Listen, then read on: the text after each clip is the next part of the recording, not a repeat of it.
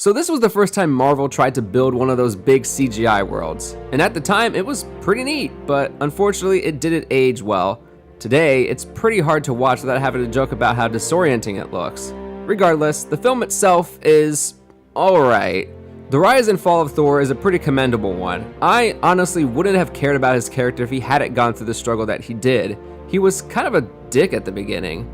But this film's problems could easily be summed up into this statement: with every good point, there is a bad point.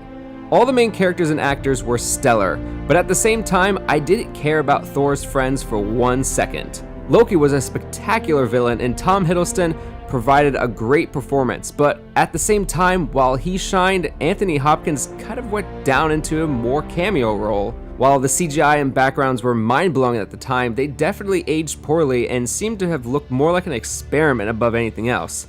Lastly, while the Natalie Portman Thunder God romance was a good idea at the time, it now just seems forced and frankly weird. Although if Chris Hemsworth were hitting on me, I'd probably react the same way she did. Besides those points, I did very much enjoy the humor in this film. There were some pretty funny moments that happened, and I still chuckle every time I watch them. Overall, the performances by Chris Hemsworth, Natalie Portman, Tom Hiddleston, and Anthony Hopkins were amazing. These four were probably the saving grace for this film and franchise.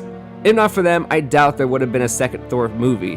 Oh lord, I can't wait to review that one. But the characters in this weren't technically bad, all of them were very likable, but the things that did fail for this movie were the narrative and execution.